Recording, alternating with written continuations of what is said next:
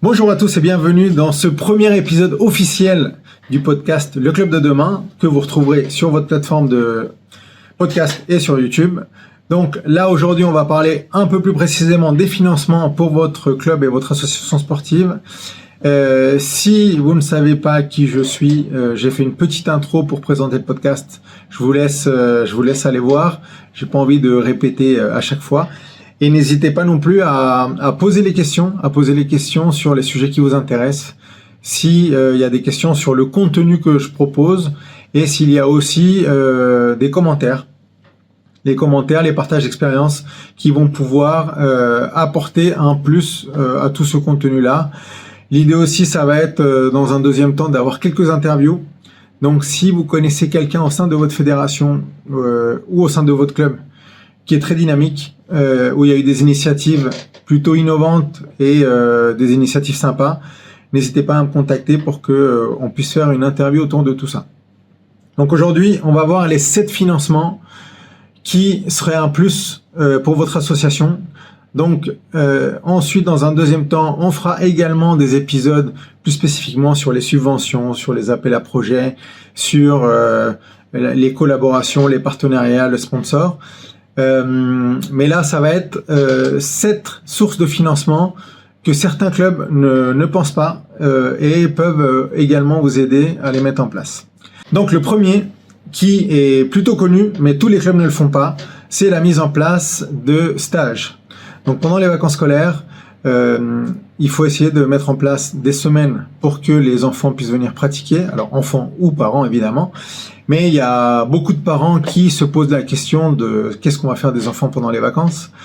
Donc les stages, c'est une super solution, c'est souvent mieux que le centre de loisirs. Alors ce qui arrange pendant les stages, c'est de pouvoir laisser les enfants toute la journée, donc que vous ayez une solution pour le midi. Et si vous faites partie d'un sport qui est trop intense pour qu'il y ait une pratique la journée entière, vous pouvez faire matinée votre sport et l'après-midi quelque chose de multisport ou jeu de société ou quelque chose d'un peu plus convivial. Mais l'idée, c'est de pouvoir créer une activité autour de votre sport. Donc les stages, tous les clubs ne le font pas. Alors souvent, c'est parce que vous manquez de ressources. Soit l'entraîneur n'est pas là, soit vous n'avez pas d'entraîneur, soit vous n'avez pas de salle, soit vous n'avez pas d'encadrement, vous n'avez pas de logistique. Enfin, la logistique peut être compliquée. Donc, vous pouvez vous adresser à votre mairie parce que souvent les adjoints peuvent vous aider, peuvent vous donner des idées ou des solutions que vous ne connaissez pas en termes de logistique. Je sais pas, ça peut être aller pratiquer au sein d'une école, dans la cour parce qu'elle est libre pendant toutes les vacances. Ça peut être utiliser un autre gymnase qui va être ouvert pendant les vacances alors que le vôtre est fermé. Ça va être aussi peut-être avoir un animateur de la ville qui va venir vous seconder pendant le stage parce que ça va les intéresser d'avoir un service supplémentaire pour la communauté. Bref, ça c'est à vous de voir, mais n'hésitez pas à vous rapprocher d'autres acteurs. Et ça peut être aussi un autre club de sport qui veut faire un stage, mais qui lui aussi est un peu limité. Et vous pouvez vous arranger pour faire une demi-journée chacun avec une transition le midi où vous prenez en charge un petit peu le groupe.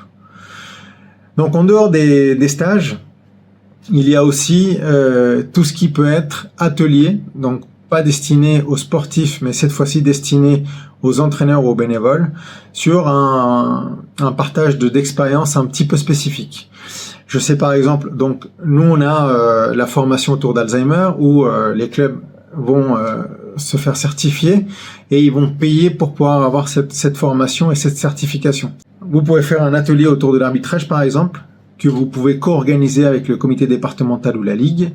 Vous pouvez organiser un atelier autour des nouvelles méthodes d'entraînement avec d'autres entraîneurs, d'autres clubs par exemple, où vous pouvez avoir un invité.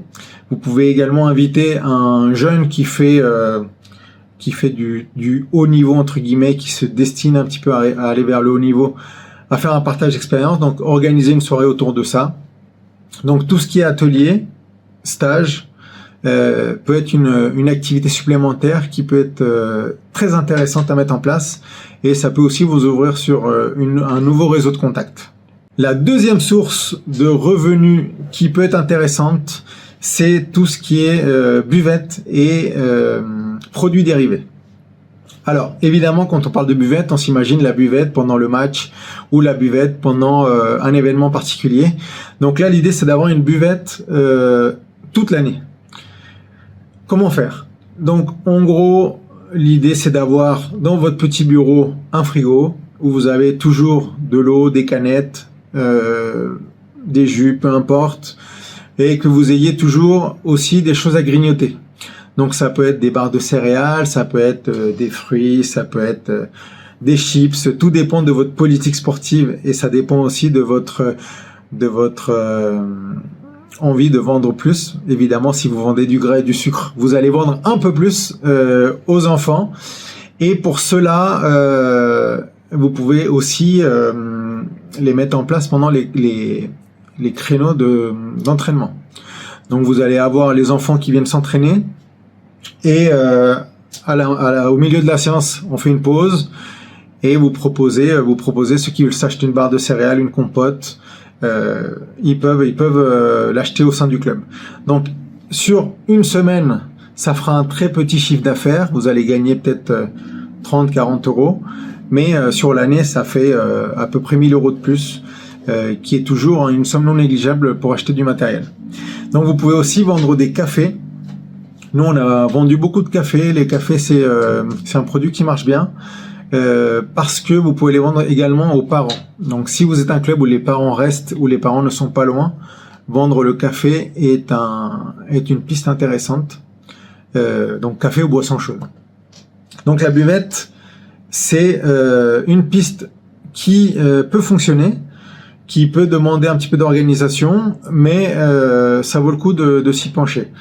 Après, quand je parlais des produits dérivés, je sais qu'il y a des clubs qui vendent le maillot du club, qui vendent le polo de compétition, qui vendent des porte-clés à l'effigie du club, qui vendent des stylos, des pins. Bref, c'est vous qui voyez. Donc ça, c'est des produits qui peuvent vous servir toute l'année à vendre en boutique. Ça peut aussi vous servir en vente pendant les événements. Et ça peut aussi vous servir pour les lots qui traînent un petit peu. Et ça peut aussi apporter des lots pour des événements ultérieurs. Donc imaginons que vous ayez des pins qui traînent depuis quelque temps, que vous n'arriverez pas à vendre. Donc vous allez forcément les donner lors d'un tournoi ou lors d'un événement avec les écoles par exemple. Alors la troisième source de revenus est très intéressante parce que ce n'est pas un revenu matériel, ce n'est pas un revenu en termes de cash que vous allez avoir, c'est le mécénat de compétences. Donc le mécénat de compétences, c'est tout ce qui est immatériel et ce sont les compétences d'une personne. Souvent c'est un adhérent ou un parent qui peut vous offrir ça. Donc comment ça fonctionne? C'est comme un don. Donc nous allons avoir le donateur qui va offrir ses services de façon gratuite. Ça va être valorisé et de la façon dont ça va être valorisé, il va y avoir un montant que lui va pouvoir déduire de ses impôts. Donc il y a tout un calcul. À l'heure où je vous parle, je crois que c'est 66% qui pourra déduire de ses impôts. Et pour vous, c'est vraiment une ressource très très importante parce que ça peut être très varié. Ça peut être un parent qui est graphiste, qui va vous faire les affiches du club, qui va vous faire le logo, qui va vous faire des visuels, qui va vous faire des publications pour les réseaux sociaux. Ça peut être aussi un parent qui veut être community manager ou un jeune du club qui veut être community manager. Donc pour vous, ça va vous coûter 0 et la personne va pouvoir déduire de ses impôts un tout petit peu. Donc évidemment, ça peut être un bénévole aussi, hein, mais le mécénat de compétences, c'est quelque chose qui se fait de plus en plus. Donc le community manager, il va s'occuper de toute la gestion de vos réseaux sociaux et ça va être valorisé à l'année. Donc ça peut être aussi un parent qui est expert comptable qui vous aide à la compta du club avec le trésorier. Ça peut être un papa qui est juriste ou une maman qui est juriste qui va vous aider dans tous les aspects administratifs du club, avec les salariés du club, avec les contrats de travail, avec les partenaires aussi. Les partenaires, vous allez avoir des contrats et c'est toujours bien qu'il y ait un avocat qui puisse jeter un coup d'œil. Ça peut être aussi un adhérent qui a des compétences bien particulières où le temps ou les compétences vont demander un peu plus d'engagement qu'un bénévolat classique. Donc dans ce cas-là, ce qu'on peut proposer, c'est un mécénat de compétences. Et de là, on arrive sur la 4e source de revenus, ce sont les dons. Donc vous, en tant qu'association sportive affiliée à une fédération, vous avez le droit de recevoir des dons. Et donc ce sont des dons en cash qui sont souvent attribués à un aspect ou à un projet au sein de votre club. Donc les dons se font soit en ligne, vous avez des plateformes en ligne pour pouvoir faire des dons, ou vous pouvez les recevoir directement par chèque ou en cash. Vous faites un reçu, donc c'est ce qu'on appelle un reçu fiscal. Vous avez des modèles sur internet pour des reçus fiscaux type. Et souvent, il y a le montant et il y a également l'attribution. Qu'est-ce que ça veut dire? Ça veut dire que le don, il n'arrive pas dans les caisses du club et c'est du cash utilisable n'importe où.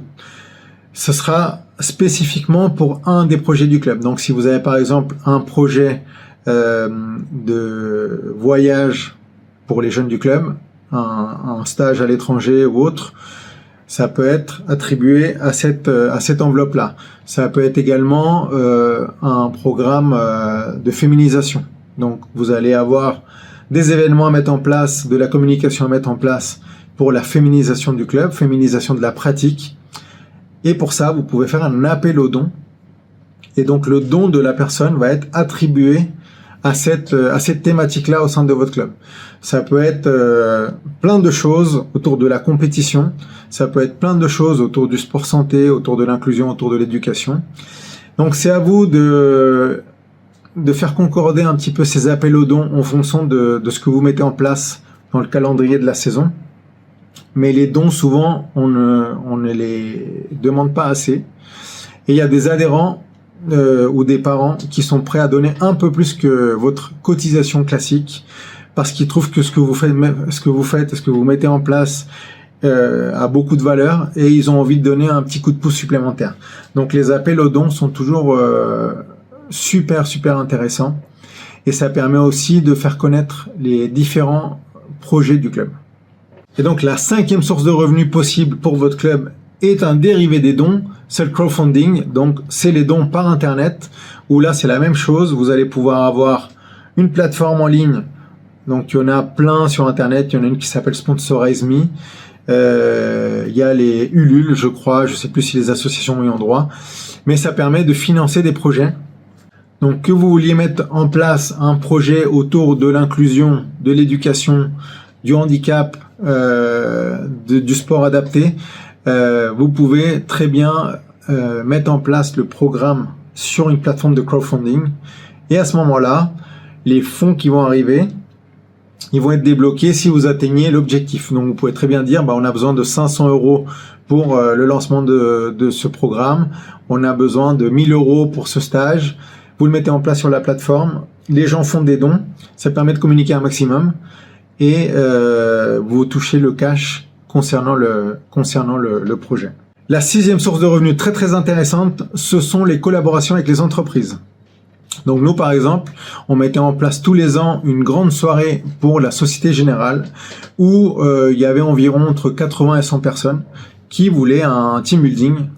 Donc l'idée était très simple. Alors nous on était un club de tennis de table. Donc les gens arrivaient après le boulot vers 18h, accueil tranquille, apéro, les gens jouaient et se défoulaient un petit peu, ça permettait de se chauffer. Et ensuite, on mettait en place un tournoi, plutôt un format convivial, donc souvent c'est par équipe. Ça permet aux gens de s'engager un peu plus dans la durée de la soirée. Et ça permet aussi de niveler si tout le monde n'est pas avec une même condition physique. Donc évidemment, si vous faites un tournoi de futsal et que vous avez Janine qui est secrétaire 50 ans, elle va avoir un peu plus de mal. Mais il y a toujours des solutions à trouver. Donc la formule par équipe fonctionne très bien. Et ensuite, pendant cet événement, pendant cette soirée, des discussions, des échanges, le traiteur, il y a des sportifs de haut niveau qui peuvent venir faire des démonstrations, il y a aussi des jeunes espoirs du club qui peuvent venir participer dans une des équipes. Vous pouvez inclure dans les équipes justement des adhérents ou un sportif confirmé qui va être un peu le leader. Encore une fois, le but c'est que ça soit très convivial et de montrer aux entreprises que le milieu du sport peut aussi créer des moments très intéressants. Donc ce genre d'événement, j'en ai organisé des dizaines et ça fonctionne toujours très bien. Avec les entreprises aussi, vous pouvez trouver une collaboration plus longue sur des cycles où ils vont payer par exemple 3 mois pour 10 personnes qui vont venir pratiquer au sein de votre club à l'heure du déjeuner. Donc je sais que tous les clubs n'ont pas accès aux salles pendant le déjeuner, mais vous pouvez très bien externaliser un petit peu le lieu et partir sur un autre stade ou sur un autre gymnase pour mettre en place cette activité-là. Vous pouvez également louer, donc en dehors de l'organisation en elle-même, vous pouvez également louer les espaces. C'est-à-dire qu'une entreprise, quand elle va organiser un événement, elle est habituée sur la facture à avoir plein de lignes et par exemple mettre en place la location d'une salle de réunion qui est collée au gymnase, ça va pas la choquer. Donc vous mettez en place la journée, la soirée, ça peut être réunion de travail le matin et le midi un resto et l'après-midi activité sportive. C'est des formules qui plaisent beaucoup. Ça peut être pour des petites équipes, des équipes de 10-15 personnes. Donc c'est adaptable vraiment sur tous les territoires, tous les types de clubs. Et c'est très convivial. Donc ça, c'est vraiment adaptable à tous les sports. Et si vous faites partie d'un club omnisport, vous pouvez aussi le mettre en place ensemble en essayant de mixer les activités.